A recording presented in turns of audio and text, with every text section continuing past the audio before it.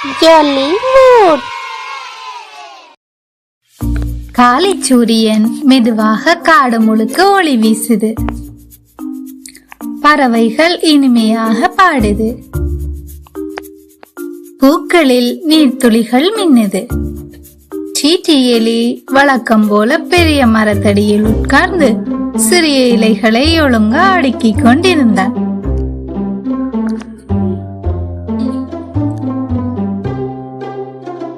அவன் வேலை செய்யும் போது எப்போதும் கவனமாக செய்வான். வெட்டுக்கிளி அடுத்த பக்கத்தில் புல்லிலிருந்து புல்லுக்கு குதித்துக் கொண்டிருந்தது.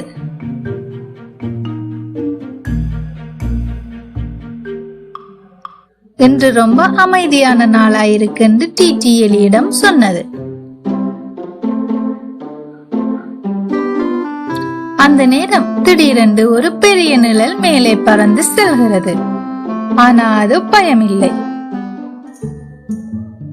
இருவரும் மேலே பார்க்கிறாங்க. ஒரு பெரிய வண்ணமயமான பட்டாம்பூச்சி. அதன் இறக்கைகள் நீலம், மஞ்சள், இளஞ்சிவப்பு நிறங்களில் மின்னுது.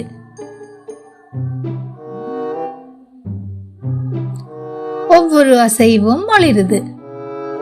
வெட்டுக்கிளி வாயை பிளந்து, நான் இதுவரைக்கும் இவ்வளவு அழகான பட்டாம்பூச்சியை பார்த்ததே இல்லை என்றது.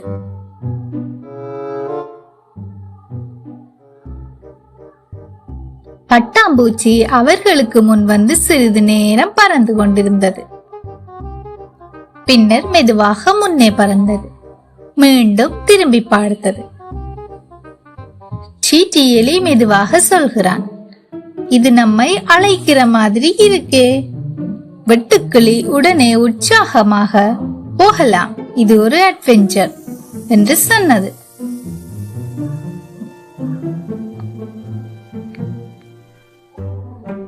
இருவரும் அதை பின்தொடர ஆரம்பிக்கிறார்கள். அவர்கள் காட்டுக்குள்ளே கொஞ்சம் ஆழமாக போகிறார்கள். புதிய பூக்கள், புதிய மரங்கள், அவர்களுக்கு தெரியாத பாதை.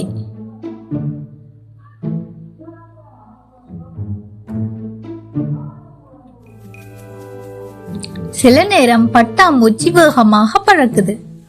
சில நேரம் மெதுவா காத்திருக்கு. அது வழிகாட்டுற மாதிரி. சீட்டி எலியும் வெட்டுக்கிளியும் ஒரு திறந்த வெளியிடத்துக்கு வந்தார்கள். அங்கே பார்த்த காட்சி அவர்களை ஆச்சரியப்படுத்தியது. அது ஒரு ரகசிய தோட்டம். நிறைய வண்ணமயமான பூக்கள், பச்சை புட்கள். சிறிய காற்றில் பூவிதழ்கள் பறக்குது. அங்கே நூற்றுக்கணக்கான பட்டாம்பூச்சிகள் சுற்றி பறந்தன. வெட்டுக்கிளி துள்ளி குதித்தது. இது ஒரு நிறவிழா போல இருக்கு என்றது. சீட்டி எலி மகிழ்ச்சியாக சுற்றி பார்த்தார். இந்த இடம் ரொம்ப ஸ்பெஷல். அந்த பெரிய பட்டாம்பூச்சி ஒரு புதிதாக மலர்ந்த பூ மீது இறங்கி நின்றது. அவன் அதை கவனித்தான்.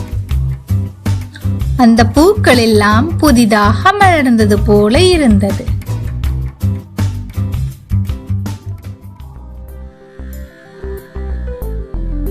இந்த புதிய பூக்களை காட்டத்தான் பட்டாம்பூச்சி எங்களை அழைத்திருக்கு என்றான் சீட்டி எலி. சீட்டி எலியும் வெட்டுக்கிளியும் சிறிது நேரம் அந்த தோட்டத்தில் விளையாடினார்கள். அந்த நாள் முடிவில் அவர்கள் திரும்பும் போது வெட்டுக்கிளி சொன்னது, நாம் அந்த பட்டாம்பூச்சியை பின்தொடரவில்லை என்றால் இந்த அழகான இடத்தை பார்த்திருக்க முடியாது என்றது. சீட்டி எலி தலையசைத்தான்.